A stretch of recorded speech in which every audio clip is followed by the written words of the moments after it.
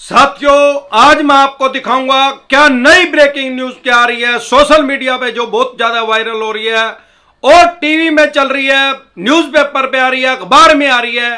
क्या खबर आई है बैंक और एनबीएफसी कंपनी की, ये देखें। ऊपर सबसे लिखा हुआ है ब्रेकिंग न्यूज। ये टीवी से स्क्रीनशॉट लिया हुआ है हमारे एक सब्सक्राइबर ने और उन्होंने हमारे पास भेजी है। अभी मैं आपको पढ़ के बताता हूं क्या लिखा हुआ उसमें। जयपुर बड़ी खबर, अब फाइनेंस किस्त मार्च में नहीं चुकाने पर कस्टमर को देनी होगी 3 गुना पेनल्टी।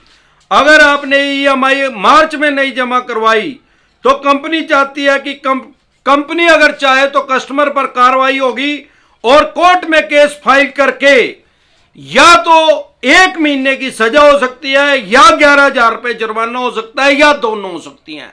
इसका मतलब क्या हुआ, अगर आपने मार्च में अपनी ईएमआई नहीं जमा करवाई तो कोर्ट के द्वारा या तो आपको 1 महीने की जेल हो सकती है या 11,000 रुपए जुर्माना हो सकता है या दोनों का प्रावधान है, 1 महीने की जेल भी और 11,000 रुपए जुर्माना भी। साथियों, मैं अमरदीप कादियान, नमस्ते, प्रणाम, सलाम वालेकुम, सत श्री अकाल, जय मसीह की, राम राम जी, जय माता की, जय हिंद, जय भारत, जय ससुराल वालों की। साथियों, आपका स्वागत है डिसेंट फैमिली में। साथियों, अगर आप हमारे साथ नए जुड़े हैं, क्योंकि सैकड़ों आदमी हमारे साथ हर रोज नए जुड़ जाते हैं, तो जिस चैनल पे आप मुझे देख रहे हैं इस पे पिछले 1 साल में मैं लगभग 1200 के करीब वीडियो डाल चुका हूं लोन से रिलेटेड। किसी भी तरह की आपके या आपके किसी भी यार प्यारे रिश्तेदार को कोई भी प्रॉब्लम, समस्या, दिक्कत, परेशानी आ रही है, यूट्यूब के सर्च के ऑप्शन में जाके वो प्रॉब्लम लिख के आगे डिसेंट एडवाइस लिख के तुरंत प्रभाव से आपकी समस्या का समाधान हो जाएगा। कुछ डाउट रहे, ना समझ में आए तो आप वहीं पे कमेंट कर सकते हैं। जब भी मैं ऑनलाइन होता हूं उसका जवाब जरूर देता हूं। साथियों, जैसा कि आपने अभी देखा, जो मैंने स्क्रीन पे दिखाया है, यह हमारे एक सब्सक्राइबर ने हमारे पास भेजा है कि क्या इसमें कितनी हद तक सच्चाई है।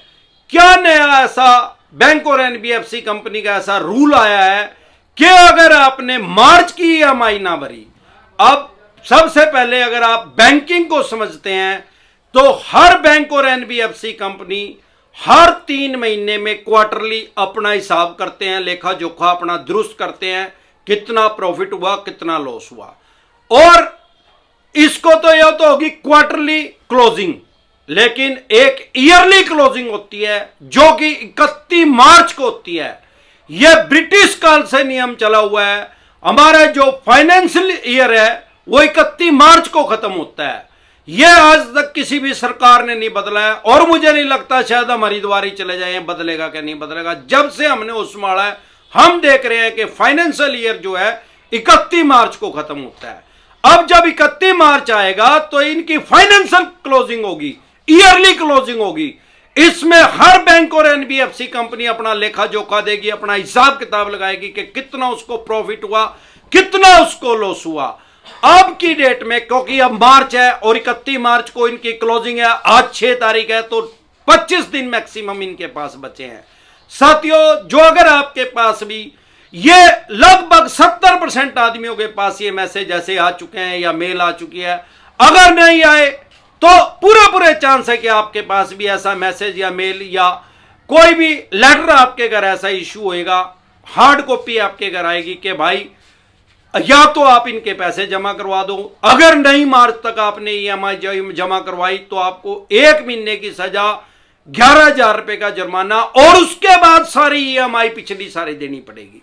साथियों, हमारे देश में ऐसा कोई कानून आज तक नहीं आया है और जहां तक मैं बैंकिंग को समझता हूं ना ही कोई ऐसा कानून कभी आएगा। भाई मार्च में कोई स्पेशल कानून बन जाए कि डेमोक्रेसी है वर्ल्ड की सबसे बड़ी, दुनिया का सबसे बड़ा लोकतंत्र है, या मार्च को देख के अप्रैल को देख के कानून नहीं बनता।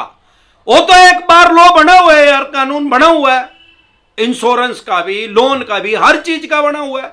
उसमें कुछ अमेंडमेंट तो तरत है, बदलाव तो तरत है टाइम के हिसाब से।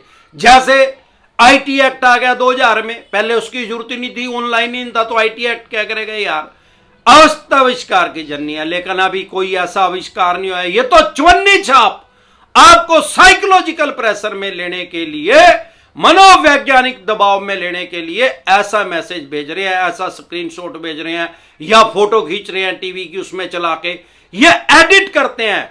99% आपके पास फेक नोटिस आ रहे हैं। ये भिखारी करते क्या है, ये एक नोटिस बना के कंप्यूटर के अंदर और एक मोर लगते हैं स्टैंप, उस कंप्यूटर के ऊपर ही वो स्टैंप लगा देते हैं और फिर उसका फोटो खींच लेते हैं, स्क्रीनशॉट ले लिया या उसकी फोटो खींच ली और फिर वो आपके पास भेज दिया उसकी हार्ड कॉपी। 99% फेक नोटिस हैं। फेक नोटिस डिसेंटेड वाई लिख के वीडियो देख ले, आपको डर आपका खत्म हो जाएगा। और सारे देश की कोर्ट जो है ऑनलाइन हो चुकी है, आप ई कोर्ट लोड करके चेक कर सकते हैं कि केस ओरिजिनल है या फर्जी है। और यह टोटल बकवास है, इनकी चौवन्नी छाप होगी। डरे घबराए नहीं। इसी तरह की या किसी भी तरह की कोई भी दिक्कत परेशानी आपको या आपके किसी भी यार प्यारे रिश्तेदार को लोन से रिलेटेड अगर आ रही है तो आप हमारे साथ टेलीफोनिकली भी जुड़ सकते हैं, पर्सनली मीटिंग भी कर सकते हैं। उसका क्या प्रोसेस है, आपकी स्क्रीन पे नंबर आया हुआ है 9306347314। इस नंबर को सेव करके व्हाट्सएप मैसेज करें, तुरंत प्रभाव से रिप्लाई आ गया कि कैसे आप हमारे साथ टेलीफोनिकली जुड़ सकते हैं या पर्सनली मीटिंग कर सकते हैं। फिर चाहे आपका लोन 2 करोड़ का है, 5 का, 15 का, 25 का, 50 करोड़ का या जितने भी करोड़ का आपका लोन है, आपके पास कैसा भी नोटिस आया है, सरफेसी एक्ट का आया नोटिस आया है, 2002 के तहत 13(2) का आया, 13(4) का आया, सिंबॉलिक पोजीशन का आया, फिजिकल पोजीशन का आया, 138 का आया, पेमेंट एंड सेटलमेंट एक्ट का आया, आर्बिट्रेशन का नोटिस आया है या अन्य किसी भी तरह का आपके पास नोटिस आया है, तो आप लोन से रिलेटेड जो भी डॉक्यूमेंट्स है आपके पास वो लेके आप मेरे से पर्सनली एडवाइस ले सकते हैं, पर्सनली मीटिंग कर सकते हैं या टेलीफोनिकली भी एडवाइस ले सकते हैं। इसका सबका क्या प्रोसेस है, आपकी स्क्रीन पे जो नंबर आया हुआ है 9306347314, इस नंबर को सेव करके व्हाट्सएप मैसेज करें, तुरंत प्रभाव से रिप्लाई आएगा कि कैसे आप हमारे साथ टेलीफोनिकली जुड़ सकते हैं या पर्सनली मीटिंग कर सकते हैं। लेकिन एक बार जोर से मिलकर नारा लगाएंगे, जय ससुराल वालों की।